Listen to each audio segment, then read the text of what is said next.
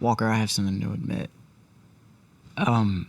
Before I got the part of Grover, Yeah. I auditioned for Percy Jackson.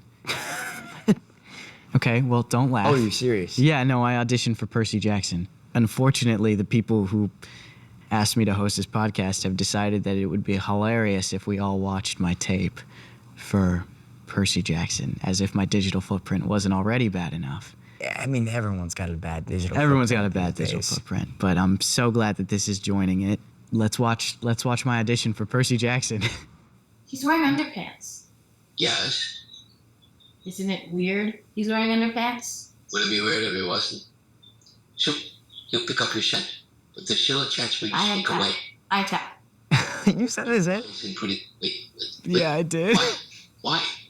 Robert, sometimes I think you make these monsters really intense just so I won't go near them. Yes, that's correct. So I Don't look at me like that. Sneaking away from really dangerous stuff just when things are starting to get interesting. Exactly. You're starting to get really good at it.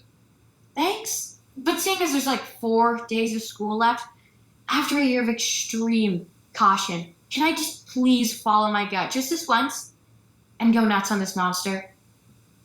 Okay. All right. You asked for it. Mm. You approach. Is that it? That's Please it? say that's it. It was weird hearing you say Grover. Yeah, it was. It didn't feel right. It wasn't even that it was bad. You were just so polished. Like, how, Every word was like planned.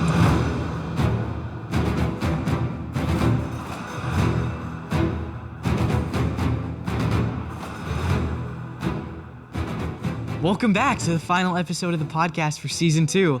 I can't believe we're at the finale. This is the culmination of everything that we've been working on for the past 4 years. So getting to talk about it has just been the greatest experience of my life. And I'm so grateful to everyone behind the camera for offering me this position, just letting me talk to some of my favorite people in the world about my favorite thing in the world. And thank you guys for watching this whole thing and for being so supportive. I would say the best part of this job, after everything that we've talked about on this podcast, is 100% the relationships that I've built doing this show and the friendships that I've created. We all met in Vancouver years ago. The first time I met Walker and Leah was at a chemistry read in the middle of Los Angeles. And that's where I met Dan and John and James Bobin. I just wanted to take a second and thank the producers for, this is so embarrassing to say in public, for giving me some of the greatest friends I've ever known in my life. My first guest on today is someone who's been my best friend for, I guess, 4 years now. And his dad likes to joke around, especially because I'm constantly in a wedding dress this season. His dad always says that we were married from the moment we met. I don't know how true that is, but I knew I liked him from the moment I met him. And I'm really glad he's not here watching me say this, because he'd be making faces at me from off camera. So I'd like to welcome on a ridiculously talented, one of my best friends, and probably the person who knows me the closest, Percy Jackson Walker Scobell. Were you recently in a taxi with Annabeth and like a Cyclops? yes? Boom! Empathy link! Has to be! Does it? What is that? It's a bond. A telepathic, empathic bond between a satyr and a demigod that can cut through time, space, and dreams. Super rare. It can only happen between... Best friends. Yeah. Thank you for being here. Thanks for having me. I think the first thing that we need to talk about for 208 is making the fight. That huge fight sequence, which is, you know, a massive change from the books, and it's a huge part of the episode.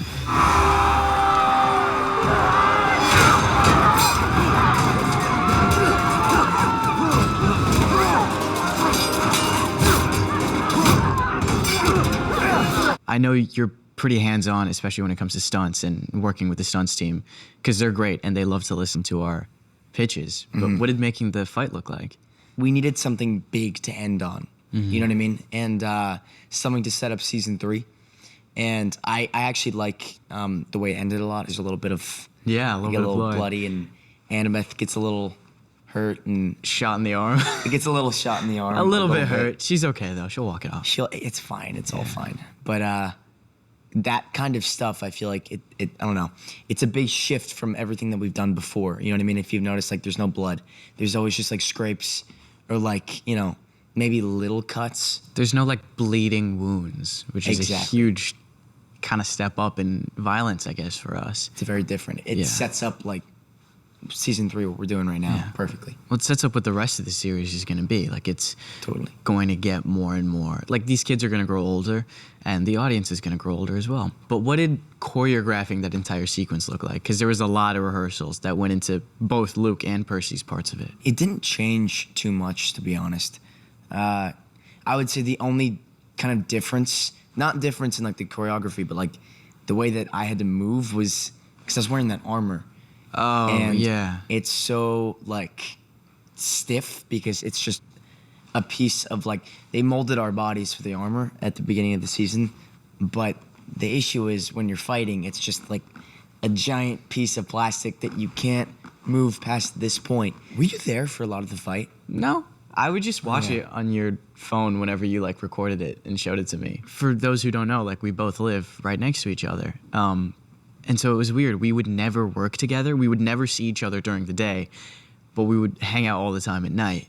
And so it's like I never saw you past a certain time. In the big house where we're filming this, you have your Braveheart speech. We all grew up hearing these stories about heroes. You think that story, that quest, that prophecy, it's gotta be about someone else. But it's not. It's just us. There is no bigger hero or divine intervention to come to our rescue. We have to take care of our own, because that's what real heroes do. We stand up for each other. We stand up for our home! It's kind of like your first big rousing speech as a leader. Because in season 1, you're like still trying to find your place. And in season 2, you get a chance to speak to younger campers, or maybe even veteran campers, and you're basically rallying them to help defend camp. And I know initially it was frustrating for you because you wanted to be able to move around the space. Like that scene in like Gladiator where he's like moving around and Talking to patting everybody. soldiers, or like in The King where he's like moving around. Yeah. But you had to stay still for that. And even then, I think at least, even though you weren't moving, none of the performance was lost. I don't want to force something too early on in Percy's development. You know what I mean? Like I didn't want it to be like this speech that I give that's like, you know what I mean? Yeah. I needed to go somewhere. I need to be able to do an even better one in the future. So I think in a way it kind of worked that I stood still the more I think about it. Because it's not like, I don't know, he's not that confident in himself at this point. He's like just kind of saying what needs to be said in the moment. Exactly. And he's not really thinking about it. But it's not something, he's not saying it as a leader. He's saying it as a camper. That's exactly what it is. He's not like trying to lead anybody. He's just trying to be like, I'm going, can you guys please come help with me? Please, I want my friends. Speaking of that big battle, something that we talked about a lot, which I always thought was hilarious. The differences between Luke and Percy, when they first spot each other on that battlefield and they're approaching each other, the differences in their fighting style is so evident. They really lean into the fact that he's like the best swordsman like at camp, or like, you know, I guess maybe in the world at that time.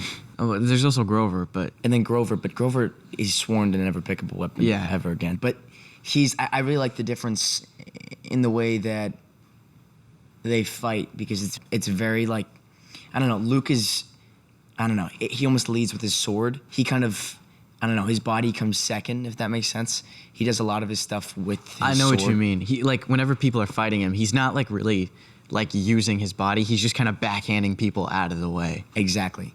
Whereas Percy, it's like he has a sword, but like his body's doing a lot of the work.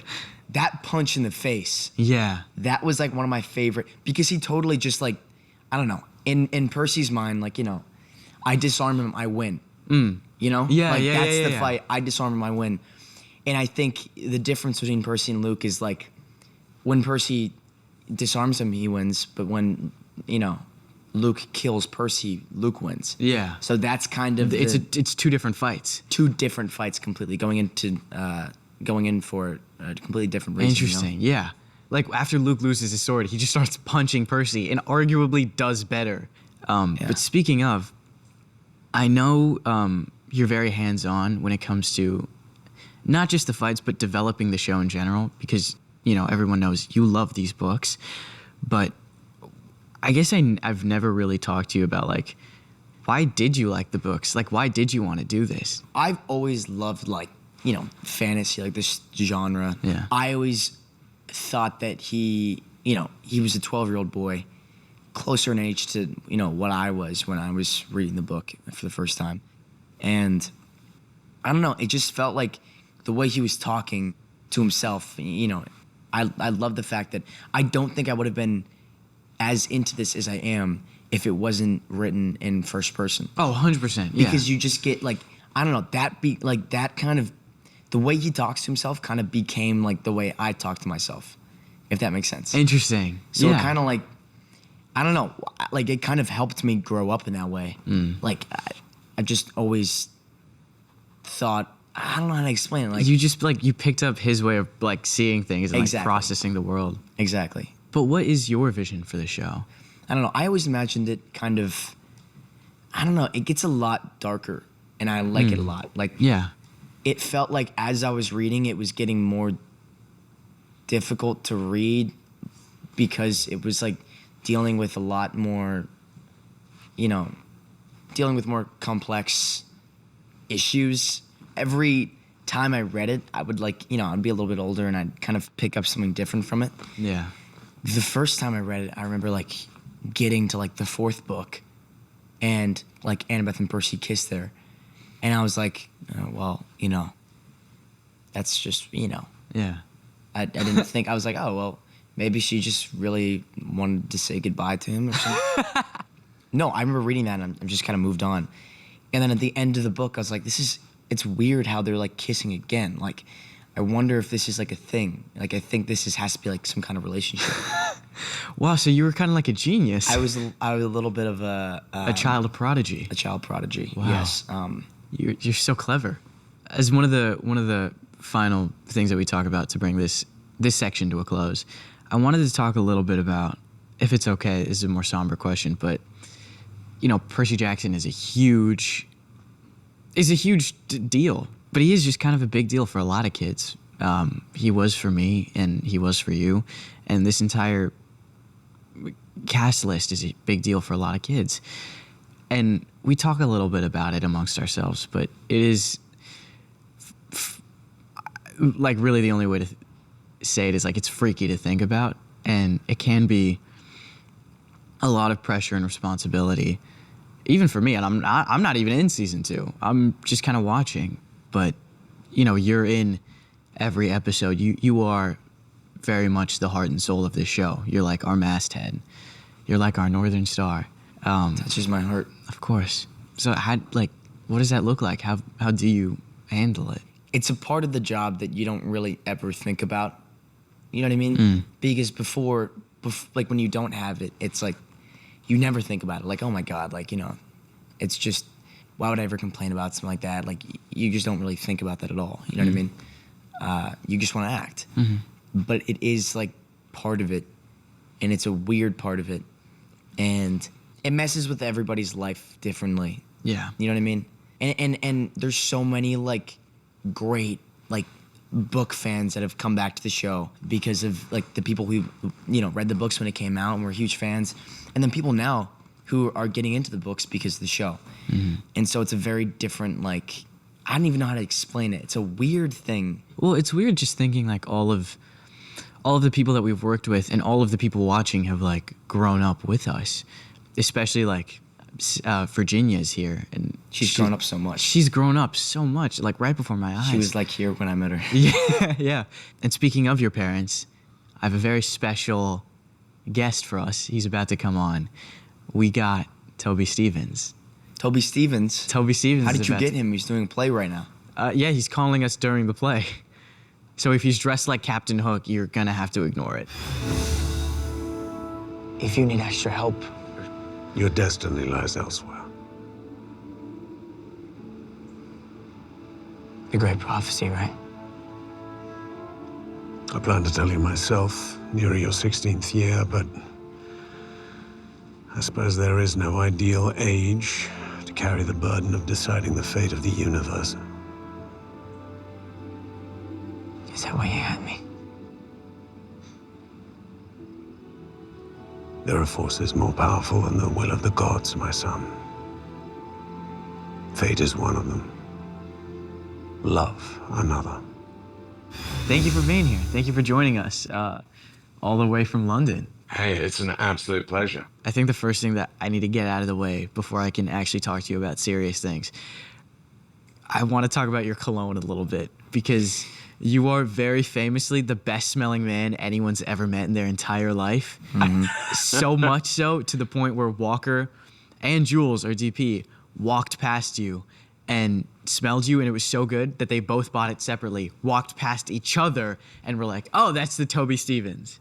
We can't say what it is, We though. can't say, well, the gatekeep it. last bottle actually belongs to Toby, and it blew up. The factory blew up, so you can't get it anymore. Well, I suppose being the best smelling person is a lot better than being the worst smelling person. So Yeah, a I'll little take bit. that. Depends I'll who take you that ask. compliment, and I'm very flattered that Walker is now smelling like me. He still uses it. It's Every day. It's a famous. It's like genuinely something that everyone talks about, even when you're not here. I guess the biggest thing that we have to talk about for episode 208 is you and Tyson finally meeting. All three of you guys have that big dream sequence, which I wasn't there for, so I had to watch it as a fan. Tyson, look at me.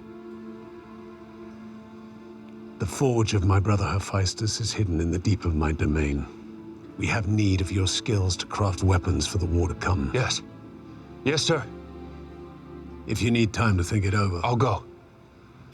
I mean, it was really nice to get to meet Daniel, because I hadn't met him yet, and he's a wonderful guy. And it was also fun just seeing the two boys together, and having that moment of sort of sibling, the sort of sibling thing that goes on between them, which is nice.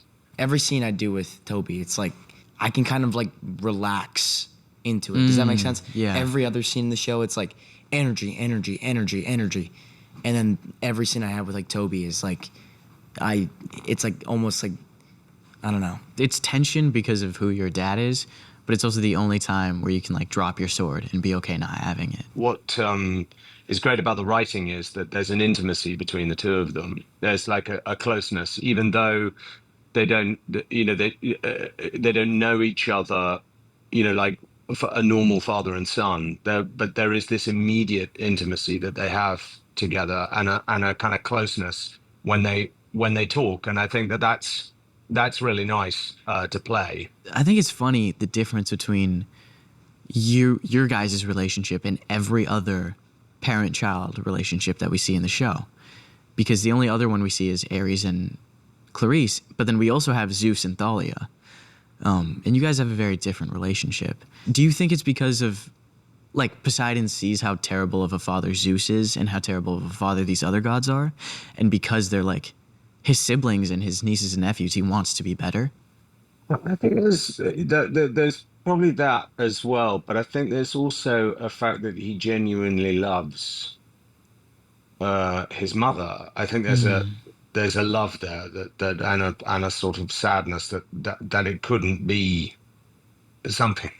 They can't be together for obvious reasons, but that he genuinely did love the mother, and I think he also has, because of that, he has a genuine fondness and interest in Perseus. I think he's got in Percy. I think he has a genuine connection with him. And also, I think he's seen how he struggled previously. He struggled in his life, and I think that there's a closeness there that is, I think, in the scenes anyway. But I think that he genuinely does care about him and about his mother as well. In one of the episodes, Tyson admits that he prays to his parents to have a friend sent to him, and he believes that friend was Percy, and that's how he basically joins Percy and Sally's family. Do you think that Poseidon sends Percy and Sally his way after hearing that, or was it just like a coincidence that he ends up living with his brother? I think probably there's a deliberate thing in putting them together. I mean, what do you think, Walker? I don't know. It always confuses me because it's like he had Tyson before, they kind of need him in a way. So is it like he just kind of decided to bring them together at a certain point? Or was it always the plan to have somebody to help Percy? Well, I'm sure Daniel isn't the only Cyclops child, or the Cyclops half-brother that Percy has. Every Cyclops is technically his half-brother. But the fact that he chooses Daniel or Tyson specifically to help you, I think is interesting. I think he needs somebody who's just, because Polyphemus is a little bit like, I don't know, he's kind of smart. You know what I mean? And not that Tyson's not smart, but like he's not like scheming against Percy in any way. Like everything he does is very honest. Yeah, well, he's just like has a childlike innocence about him. Like he's not jaded, or he's not like, he doesn't hate the world. There's no side or angle. Yeah. I also wanted to talk a little bit about kind of a defining moment in the series, and a huge change for us from the books, where Poseidon sacrifices his honor to save Percy. Because in the book, we get the Master Bolt there on time, and a similar thing happens, but the stakes are higher here because Percy fails. And by all means, his father doesn't need to be there for him, but Poseidon decides to step in and save his son. Wait!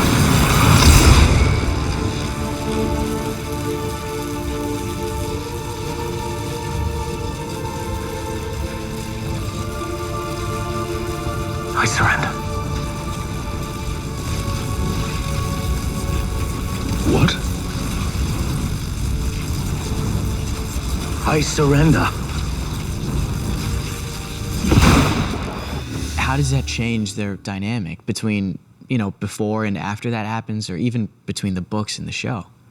Well, I think, it goes back to what I was saying earlier. I think it shows, he sort of shows his hand there, Poseidon, in the fact that he genuinely does care, in that he will, that it's a big thing for him to do for his son. And I think it's a spontaneous thing. I don't think it's something that's premeditated. It's an instinctual thing that he does for his son, and it sort of shows his hand.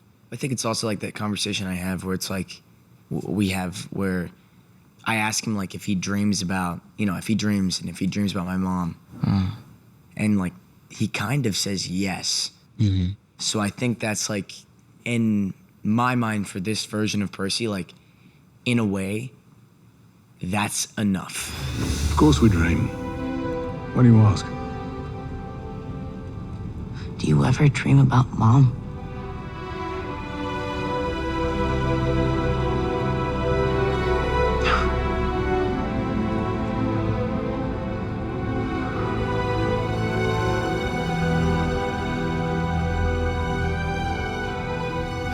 And here's the thing, like Percy's like he just can't accept the fact that like the gods are not all good. He can't accept the fact that they can't change. Exactly. Which is literally what he does in the last book. Exactly. Yeah. I think he kind of sees like there could be something else in Poseidon. Yeah. There could be something that's genuine. Yeah. After meeting like Ares and Hermes, who are all playing at like a different angle and like, trying to get something out of us. I feel like he just genuinely wants to help because he wants to save his son. Yeah. Toby, I wanted to talk a little bit more about playing Poseidon, because playing a king is inherently a difficult thing to do. Like there's that old theater adage where it's like you can't play the king, you have to just believe that everyone sees you as one, or believe that the court sees you as one. I guess, how do you play a king, especially because all of your scenes are with just your son and with your siblings who have similar power? Like you don't really have a court to be the king against. Exactly right. You can't play being a god. And if you do, it's gonna fail. Really, it comes from the very name itself, and the fact that you are treated in a certain way by the people around you. and also the fact that the gods. What I like about the Greek gods is rather than being sort of these immaculate, omnipotent people, they're actually fallible. They're fallible. And they have human traits, and they have the worst human traits often, and the best human traits, but they can be all of these different things at the same time. They're neither good nor bad. They're like any human being. They are both. They just have these immense powers. So I mean, I suppose the thing is, you just play them as a normal person, and the fact is that they do have all of this power, and they are called, he is called, Poseidon.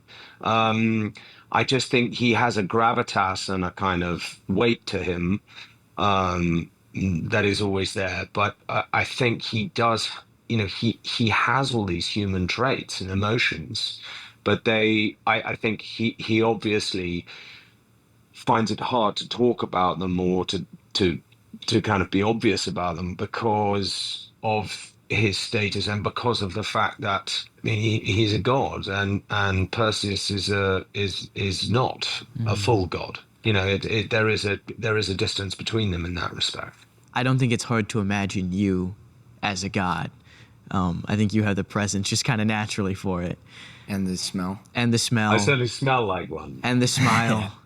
I know that obviously your kids are fans of the books, but what made you come to this? Was it just the fact that your kids had read the books, or?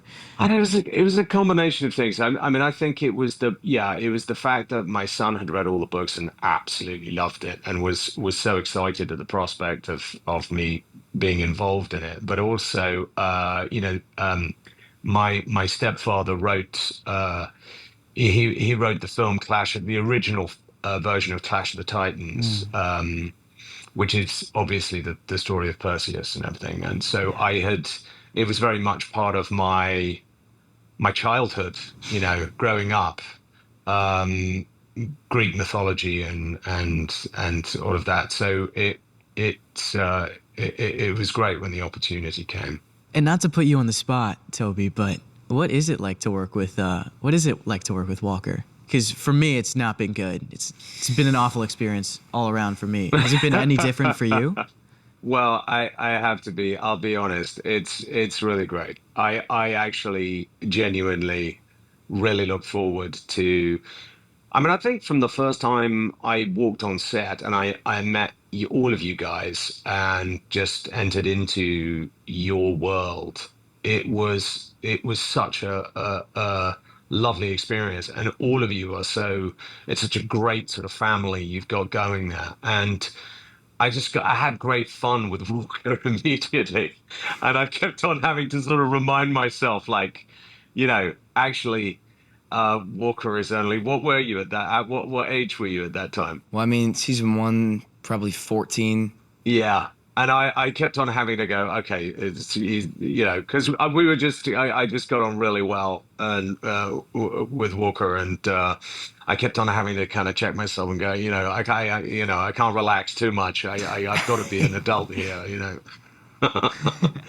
It's just so much fun, and I feel like I always come out of it learning so much. And you always do something that, like, some random little thing in the scene that it always gets, I don't know, I always have a similar line later on, and I get to, like, kind of do that. Does that make sense? It's great because every time I do a scene with Walker, I'll get to a point and then he starts imitating what I'm doing. And I'm really good at it. And it's great. It really kind of grounds me because he does it when you're I not get it here played too. back at me. Every single time we have a conversation, I feel like in a different scene later on, I just copy another one of your mannerisms, randomly. Yeah. Dan sent me a whole kind of thing. He said, "Oh, Walker does the best impression of you," and sent me this video of you doing like a scene that I'd done. Can we throw to It was that great. clip? Obedience does not come naturally to you, does it? No. I suppose I might take some of the blame for that. The sea does not like to be restrained. He should be going. Boom. Hi. Scene. I know I didn't really get to, I wasn't there for a lot of the Olympus stuff, and that was just you, Walker, and Lance. And I guess I never really, it was one of those things that I watched as a fan, and I got to meet him a little bit, and he was great, but you actually got to work with Lance Reddick, and Courtney B. Vance is incredible, and he's such a good addition to the show, but what was that like? Because he was the perfect Zeus, I think. I'll have Athena set a meeting, the whole council. We'll declare my swift and crushing victory, and then discuss family business.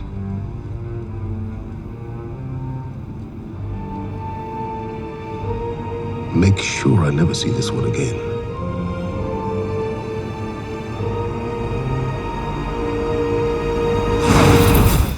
He was wonderful, and he was. I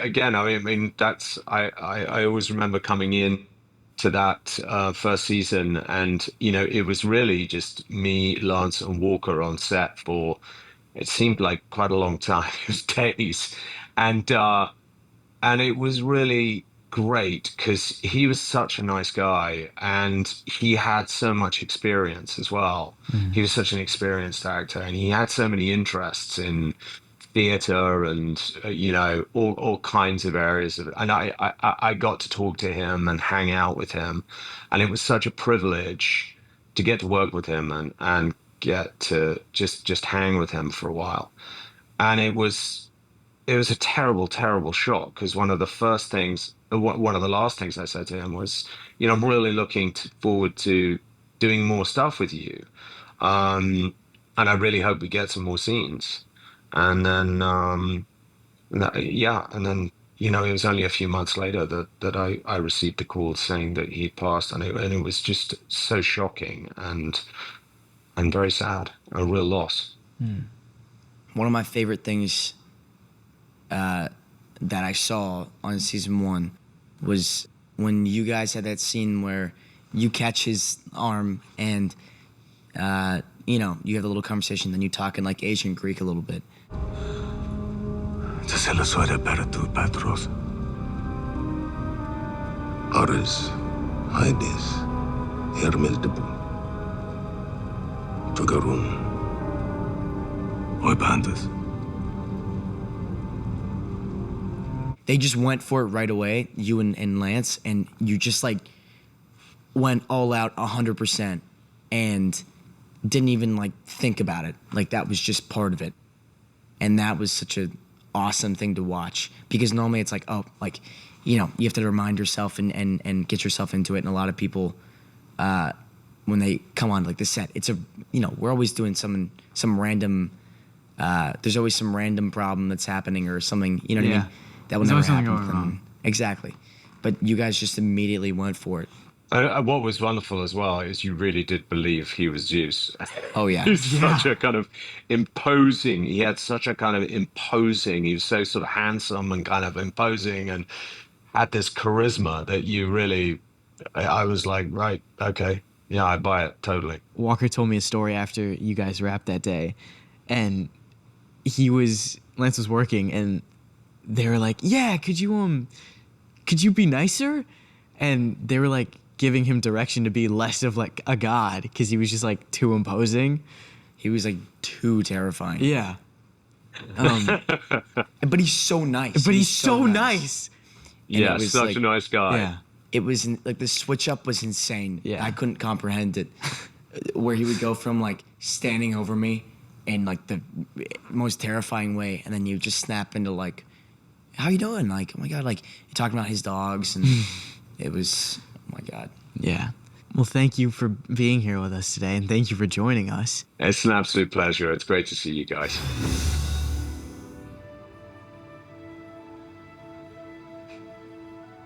Okay, say it. You drool in your sleep.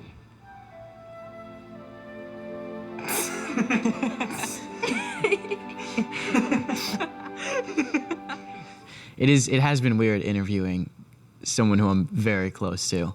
With everybody else, it's like I don't know, like, I guess I only really know them in a professional sense. Yeah. Well, even the cast members, it's been weird, but with you, it's like, we're literally probably gonna, like, hang out after this. We will. I wanted to talk about something that we haven't really gone too in depth to, especially going into season 3. I feel like we just have to talk about this. Thalia is back at the end of episode 8.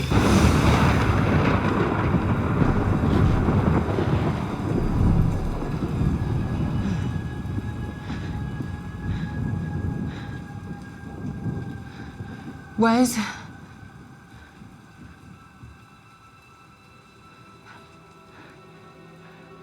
Annabeth? In the book, she's really only in that one scene. Yeah.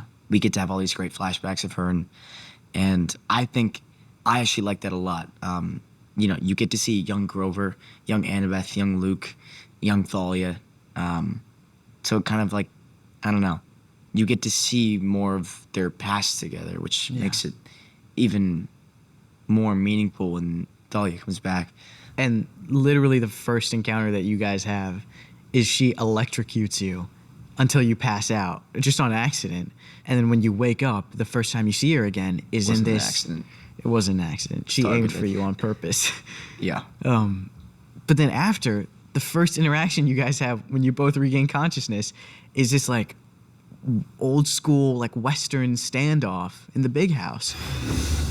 Where is he?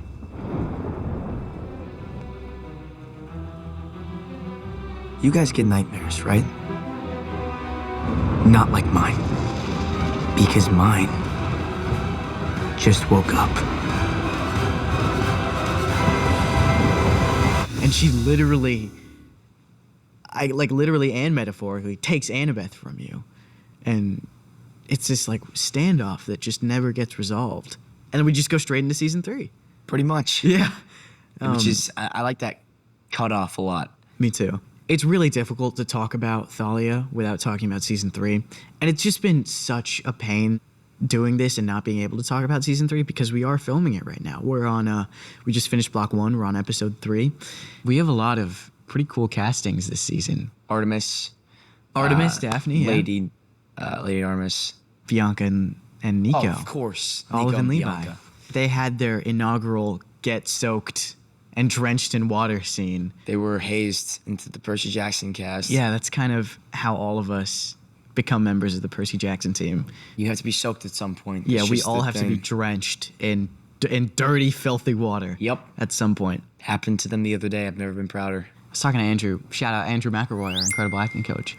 Mm-hmm. I was talking to him about this the other day, but whatever Andrew and Dan and the entire team had to do for us in season 1, and, like, basically bring these kids into Camp Half-Blood, we're doing that now for Olive and Levi. And it's so weird. And I don't like it at all because I'm not at all ready to, I feel old.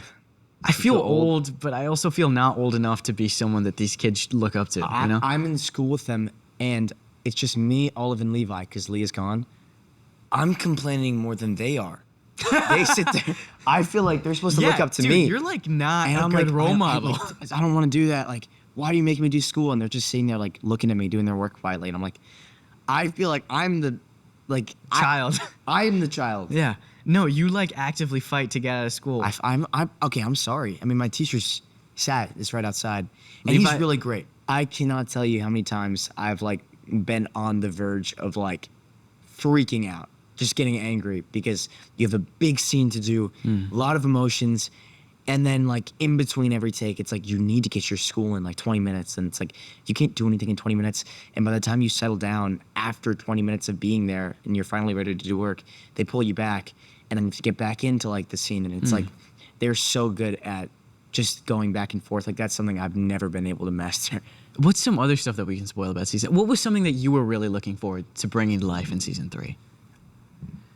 Oh my God! And we're doing all the Smithsonian stuff That this was what I week. was gonna say. I mean, come on. Oh my God, the Overlook too? Yes. Yeah. That scene. People who have read the book will Thorne? know. Dr. David? Thorne is incredible. Dude, he is so good. He's also just such a chill guy. He's so funny. He's hilarious. We were, like, vlogging, and he was like, he was swearing a lot more than I'm going to, but he was like, you think you could just bring your friends into my school? What's wrong with you? And we were just like rehearsing the scene, and so he was like doing whatever. And he's like, and I would try and get my line out, and he's like, shut your mouth when you're talking to me. Actually, bow, matter of fact. And he would just like start improving, and he's so funny. He's hilarious, dude. Dude, can we talk about that? I get to play the panpipes. Oh my God. I learned in the jungle. We added that. I was so worried after season 1. This is something that we both basically pitched to the writers, and they added it in. Well, there were 2 requests for season 2, if I remember, from season 1. 1, panpipes. 2, shirtless scene. Almost got there with the toga. 3, blood, and we got that. So we really only got like 2 of the 3 things that we really wanted. But it's okay. I wanted a shirtless scene. I wanted to be shirtless. We can get one in 5. We watched, we like ordered in like Thai food, and we watched the first Percy Jackson movie, and then the first season of Percy Jackson, the TV show, the hit TV show, now streaming on Disney+, season 2. We watched the first season of that together, and it was a surreal experience. In different languages too. We got to hear our like dub version in like French and German and like. I will say, I think season 2 was a huge learning experience for me, especially getting to, train under the camera crew during the Ironclad stuff, which is something that we've got to talk about still.